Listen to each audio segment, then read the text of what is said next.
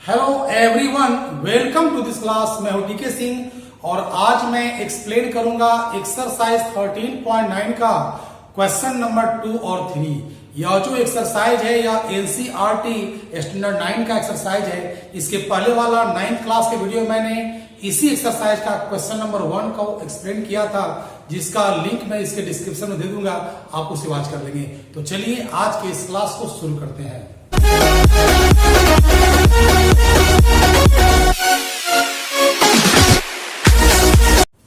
Question number 2 में कहा है क्या कि the front compound wall of a house is decorated by wooden squares of diameter 21 centimetre placed on small supports. 8 such spheres are used for this purpose and are to be painted silver. Each support is cylinder of radius 1.5 centimeter and height 7 centimeter and is to be painted black। कहने का मतलब हुआ कि किसी house का जो compound है उसका वॉल, उसके वॉल में उसमें डेकोरेट किया गया है। इस टाइप का डेकोरेशन है उसका। वुड का स्फेयर बना हुआ है जिसको सिलेंडर पर स्टैंड किया हुआ है, ठीक है ना। और इस तरह का 8 स्फेयर से उसको डेकोरेट किया गया है। तो कह रहा है क्या कि इस पूरे स्फेयर को हमें सिल्वर कलर से पेंट करने का कॉस्ट बताना है और पेंटिंग का कॉस्ट आपको दे रखा है 25 पैसे पर सेंटीमीटर स्क्वायर। और जो सिलिंड्रिकल जो सपोर्ट है उसका रेडियस दिया है 1.5 सेंटीमीटर और हाइट दे दिया है 7 सेंटीमीटर। इसको पेंट करना है ब्लैक से, तो ब्लैक का कॉस्ट दे रखा है आपका 5 पैसे पर सेंटीमीटर स्क्वायर। तो कैसे बनेगा? ये जो स्फेयर बन रहा है ना, इस स्फेयर का डायमीटर दे रखा है 21 सेंटीमीटर। तो रेडियस निकल जाएगा मेरा। जब रेडियस निकल जाएगा तो हम क्या करेंगे कि 8 स्फेयर का हम निकाल लेंगे, एरिया निकाल लेंगे। फिर करना क्या होगा कि जिस स्टैंड पर यह खड़ा है उसके बेस को माइनस करना पड़ेगा और फिर करना क्या होगा कि उसको हमको कॉस्ट निकालना पड़ेगा। तो देखिए कैसे बनाते हैं, ठीक है ना। यहां पर हम चलेंगे लेकर, पहले लिखेंगे कि डायमीटर ऑफ ईच स्फेयर आपका दिया हुआ है 21 सेंटीमीटर। सो रेडियस कितना चलाएगा पता होगा आप लोगों को कि डायमीटर को हाफ कर देंगे तो रेडियस निकल जाएगा आपका। ये हुआ, क्लियर हो गया। अब लिखेंगे यहां पर कि surface area of each sphere क्या हो जाएगा? यहां पर होता है 4 पाई आर स्क्वायर होता है, यानी 4 पाई हो गया 22/7 और रेडियस हो गया 21/2 इंटू 21/2। 2 से 2 4 कट जाएगा आपका, ये हो गया 7 3 जा 21 हो गया। यानी कि आपके पास चलाएगा 22 इंटू 3 इंटू 21। आप मल्टीप्लाई करोगे ना तो 1386 चलाता है, यानी कहने का अर्थ 1386 सेंटीमीटर स्क्वायर आ गया। तो एक जो स्फेयर बना उसका एरिया मेरा कितना आ गया? इतना आ गया, ठीक है ना। अब करेंगे क्या, लिखेंगे। अब देखिए पूरे स्फेयर का तो एरिया निकल गया। अगर मान लीजिए स्टैंड ऐसे है और इस पर स्फेयर खड़ा है, अगर मान लीजिए कि यह मेरा स्फेयर ऐसे खड़ा है तो इतना पार्ट को तो यह जितना पार्ट यह इसका एरिया होगा वह तो इसका मतलब छुपा हुआ पार्ट है, ठीक है ना। यानी कि इसके एरिया को इसमें से माइनस करना पड़ेगा। तो करेंगे क्या, ध्यान दीजिएगा, लिखेंगे कि area of the base where the sphere stands, जहां स्फेयर स्टैंड करता है उसका एरिया, तो क्या होगा? उसका एरिया हो जाएगा पाई आर स्क्वायर, ठीक है ना। यानी पाई हो गया 22/7 और रेडियस कितना रखेंगे? जो सिलिंड्रिकल जो स्टैंड है उसका रेडियस कितना दे रखा है आपका? 1.5 सेंटीमीटर दे रखा है, ठीक है ना। यानी हो जाएगा आपके पास 1.5 इंटू 1.5, ठीक है ना। अब कटता है तो काट देंगे और नहीं कटता है तो मल्टीप्लाई कर देंगे इसी टाइप से। 22/7 इंटू 2.25 चलेगा, यानी कि 22 इंटू 2.25 अपॉन 7, ठीक है ना। जब इसको अगर हम इसको हम सोल्व करेंगे ना तो इसका सोल्व करने पर आपका चलाता है 7.07 सेंटीमीटर स्क्वायर चलाता है। कहने का मतलब हुआ कि जिस पर स्टैंड है या जो स्फीयर है, जिस सिलेंडर पर स्टैंड किया हुआ है, इतने पार्ट का एरिया कितना निकल गया आपका 7.07 सेंटीमीटर स्क्वायर निकल गया। ठीक है ना। अब लिखेंगे यहां पर कि surface area which is surface area of spheres of 8 sphere दिया है ना, 8 spheres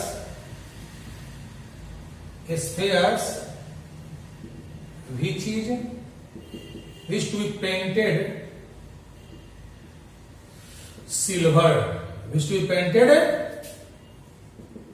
silver इक्वल टू, इसे सिल्वर से पेंट करना हमको है, उसके लिए क्या मेरा हो जाएगा, ध्यान दीजिएगा यहां पर क्या करेंगे, पूरे स्फीयर के एरिया में से इसको माइनस करेंगे तो वह एक का एरिया निकल जाएगा, फिर 8 से मल्टीप्लाई कर देंगे, बस मेरा ना ये पूरे स्फीयर का एरिया कितना निकल गया है 1386 निकल गया है। लेकिन जितना बेस पर यह स्टैंड किया हुआ है, यह जो आपको दिखाई पड़ा सिलिंड्रिकल, यह जो जितना पर स्टैंड किया हुआ है वह पार्ट इसको माइनस करना पड़ेगा, यानी हो जाएगा आपका क्या कि 8 इंटू 1386 माइनस 7.07 चलाएगा। मतलब पूरे स्फीयर के एरिया में से जितना पार्ट पर उसका स्टैंड है उसको माइनस करना पड़ेगा हमको। तो आपका क्या चलाएगा, आपका ये चलाएगा 8 इंटू से जब माइनस करेंगे ना तो आ जाता है 1378.93 चलाता है। इसे माइनस करेंगे तो इतना चलाएगा आपका, यानी कि जो इसको मल्टीप्लाई करोगे ना आप, तो मल्टीप्लाई करने पर आपका चलाएगा आपका 4 चलाएगा, फिर आपका आएगा 13011, यानी कितना चला है आपका, ये आ गया आपका 1103.44 सेंटीमीटर स्क्वायर। यानी इतना पेंट हमको करना है, सिल्वर पेंट से करना है। ठीक है ना। यह मेरा एरिया किसका है, जिसका हमको सिल्वर पेंट निकालना है उसका एरिया निकल गया। अब लिखेंगे कि cost of painting at the rate of 0.25 per centimeter square. Cost of painting in silver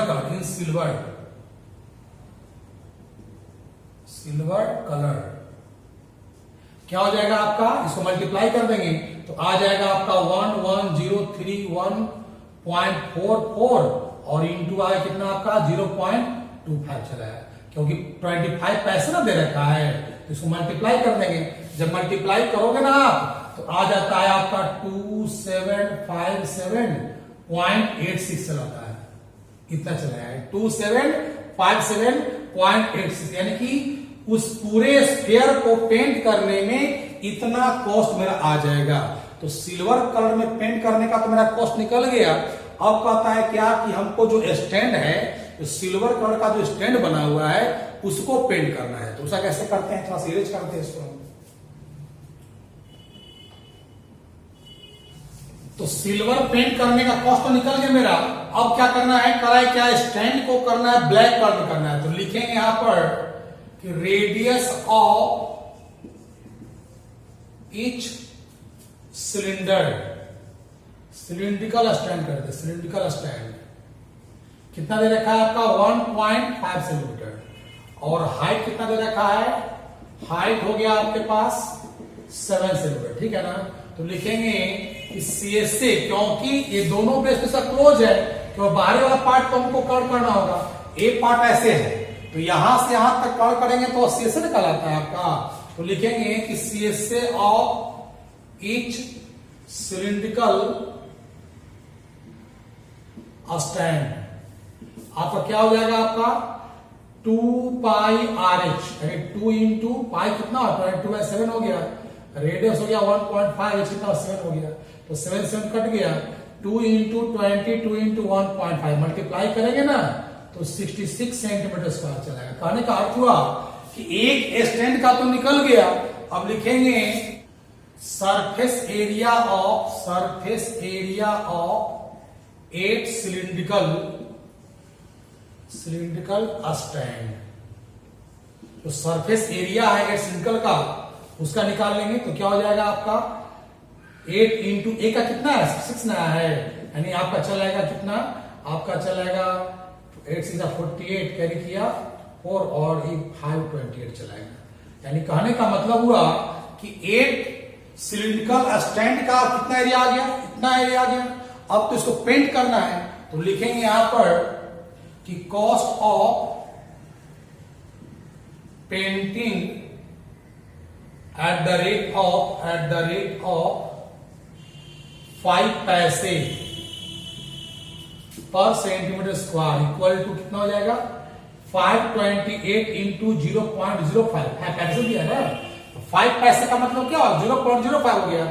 इसको मल्टीप्लाई करेंगे तो रुपीज आता है 26.4 आता है, 26 रुपीज 40 पैसे चलता है इसका, ठीक है ना। तो ए आपका हो गया, ब्लैक कलर में पेंट करने का कॉस्ट इतना आ गया और सिल्वर कलर में पेंट करने का कॉस्ट कितना मेरा आ गया था, आपका आ गया था 2757.86 आया था। अब लिखेंगे कि total cost of painting, total मेरा जो कॉस्ट मेरा पेंटिंग आया वो कितना आया, इसका आ गया 26.40 आ गया, और जो पहले हम निकाले थे सिल्वर वाला उसका था 2757.86 था, ठीक है ना।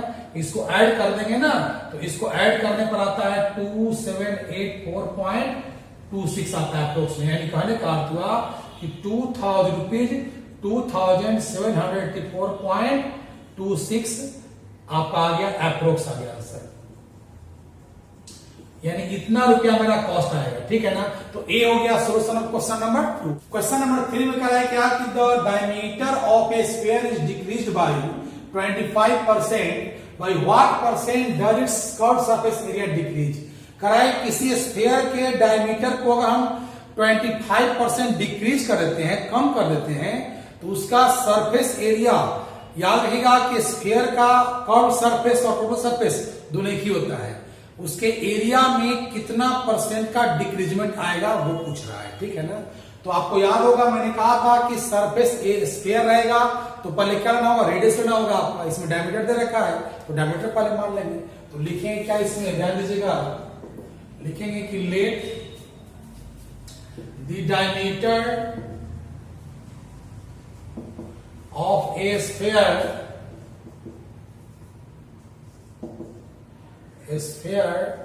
इक्वल टू क्या मान लिया, एक्स मान लिया, ठीक है ना। एक्स यूनिट भी ले सकते हैं, कॉलेज लेते हैं, ठीक है। अब क्या कर रहा है इसमें, लिखेंगे यहां पर कि इट्स रेडियस कितना हो जाएगा आपका, एक्स का हाफ कितना होगा, x/2 कर देंगे, ठीक है ना। अब करेंगे क्या यहां पर, इट्स सरफेस एरिया मैंने बताया था ना कि स्फीयर का सरफेस एरिया और कर्व सरफेस एरिया और टोटल सरफेस दोनों एक ही होता है, ठीक है। तो ये हो जाएगा 4πr², इट मींस 4 पाई को स्प्लिट नहीं करना है, ठीक है, x/2 इंटू x/2 हो जाएगा, ठीक है, यानी कट जाएगा इससे तो आ जाएगा πx² चलेगा, ठीक है। अगर यूनिट वहां लेंगे तो यहां यूनिट स्क्वायर चलेगा। तो अब देखिए लिखेंगे क्या कि its diameter is decreased by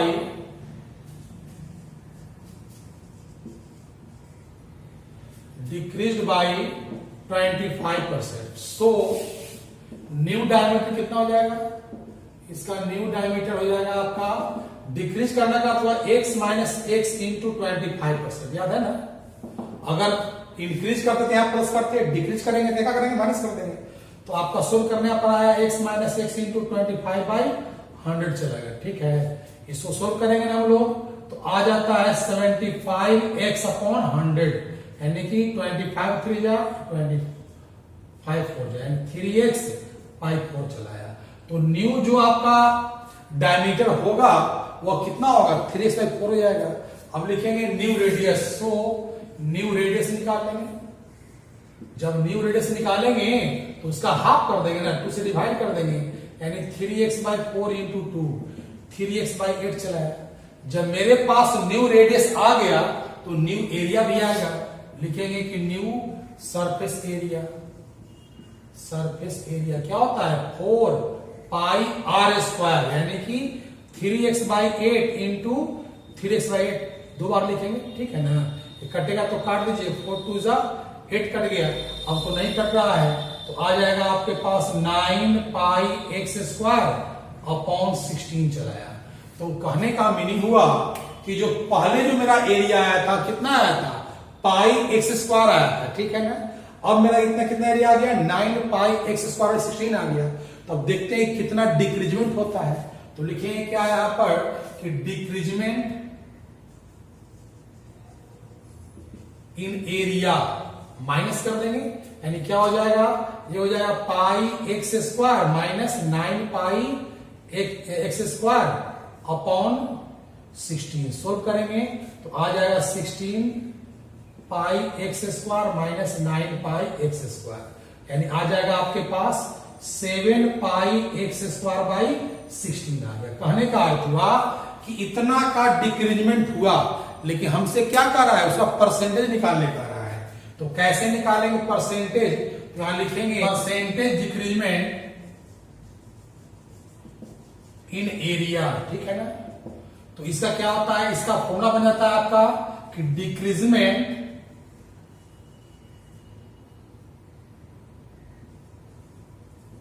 upon original area into 100 होता है, ठीक है ना।